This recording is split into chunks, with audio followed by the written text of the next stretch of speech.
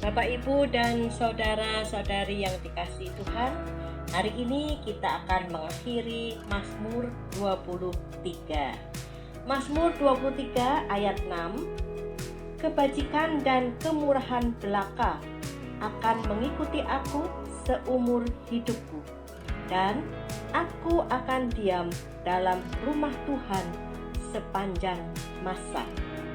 Mazmur 23 ini seluruhnya menunjukkan pemeliharaan yang luar biasa dari seorang gembala. Nampak relasi yang sangat kuat antara tanggung jawab dari gembala dan tanggung jawab dari dombanya. Sang gembala bertanggung jawab untuk memelihara domba-dombanya. Domba bertanggung jawab untuk mempercayai sang gembala. Semua pemeliharaan sang gembala terangkum dalam sebuah pengakuan dari sang domba. Kebajikan dan kemurahan belaka akan mengikuti aku seumur hidupku. Pengakuan yang menunjukkan bahwa di tangan sang gembala, domba akan baik-baik saja. Bersama sang gembala, domba akan diikuti oleh kebajikan dan kemurahan. Bahkan saat domba berada di lembah kekelaman atau sedang terancam oleh musuh. Bapak, Ibu, dan saudara-saudari yang dikasihi Tuhan, berapa banyakkah dari kita yang menyadari kalau kita selalu diikuti oleh kebajikan dan kemurahan Tuhan? Saat hidup berjalan mudah dan penuh keberhasilan, tubuh sehat, usaha lancar, tentu mudah untuk mengakui bahwa kebajikan dan kemurahan Tuhan menyertai kita. Tetapi bagaimana ketika hidup terasa sulit dan penuh dengan kegagalan? Ada sakit penyakit pada tubuh kita, usaha kita sedang terpuruk. Sanggupkah kita berkata bahwa kebajikan dan kemurahan Tuhan mengikuti kita? Ada peristiwa yang saat terjadi nampak seperti malapetaka. Ada saat di mana dengan kesulitan kita harus berjalan di jalan-jalan yang nampaknya buntu. Ada hari-hari di mana Tuhan menuntun kita di jalan yang sangat kelam dan sangat gelap. Tetapi akhirnya semua itu kita ketahui ternyata untuk kebaikan kita. Kita seringkali menjadi panik dan tergoda untuk lari dan meninggalkan pemeliharaan Tuhan. Bahkan kita seringkali berpikir bahwa kita dapat bertahan dengan lebih baik mengandalkan kekuatan sendiri, seperti domba yang mencoba meninggalkan gembalanya. Namun syukur kepada Allah, karena sang gembala tidak menyerah dengan perilaku domba yang beranggapan dapat bertahan lebih baik dengan kekuatannya sendiri. Meskipun kita sering ragu terhadapnya, sang gembala tetap mengasihi kita dan siap menggendong kita saat kita lelah dan nyaris terhilang. Kalau kita melihat di dalam 1 Yohanes pasal 3 ayat 16, di sana dikatakan bahwa karena kasih-Nya, Yesus Kristus telah menyerahkan nyawanya bagi kita. Sebagai orang yang telah menerima kasih Yesus, apakah kita akan menghentikan aliran kebajikan dan kemurahan Tuhan itu cukup hanya untuk kita? Ataukah kita akan melanjutkan aliran itu sehingga menjadi berkat bagi orang lain? Bukankah pada waktunya hidup kita harus menjadi kehidupan yang diikuti oleh kebajikan dan kemurahan bagi kesejahteraan orang lain? Bapak, Ibu, dan saudara-saudari yang dikasihi Tuhan, apakah yang orang lain rasakan tentang kita? Apakah kita meninggalkan jejak kesedihan atau kegembiraan bagi orang lain? Apakah yang orang lain ingat tentang kita?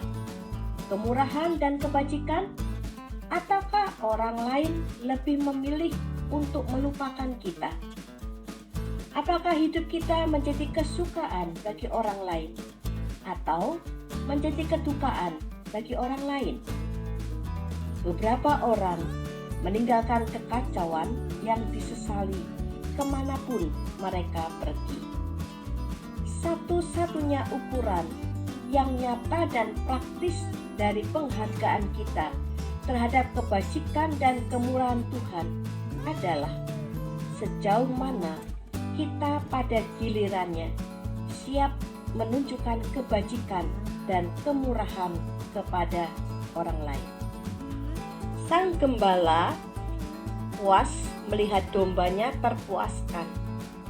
Namun domba seringkali lupa bahwa tanggung jawab domba adalah memuaskan sang gembala.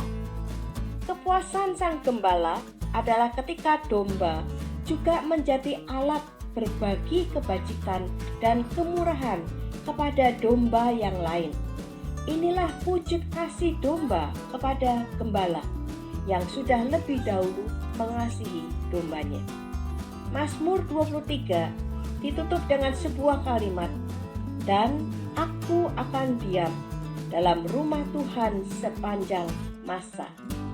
Seekor domba yang begitu puas dengan pemeliharaan yang diterimanya membuatnya begitu betah dengan sang gembala sehingga tidak ingin berpaling dari gembalanya.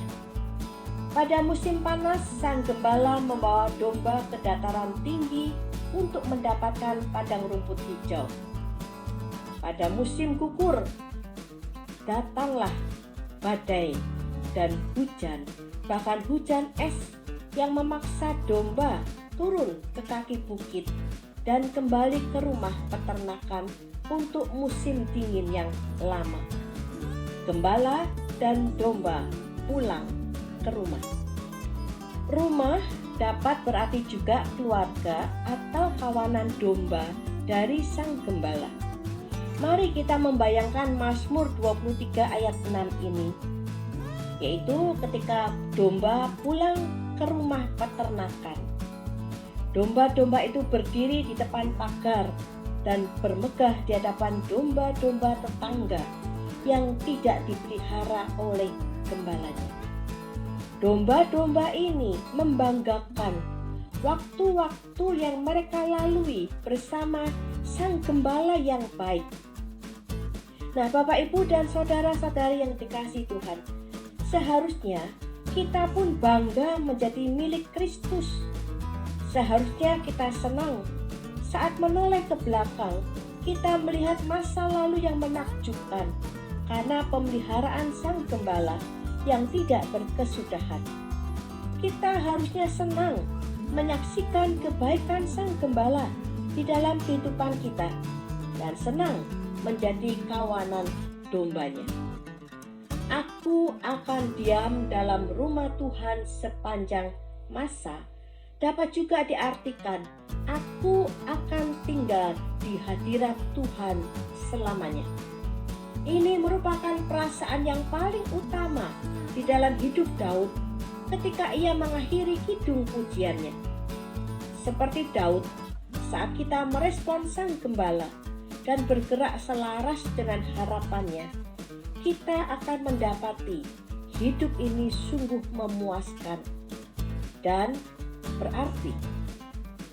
Karena Tuhan ada dekat dengan kita dan kita hidup dikelilingi oleh hadirat-Nya, kita akan tinggal dalam hadirat Tuhan.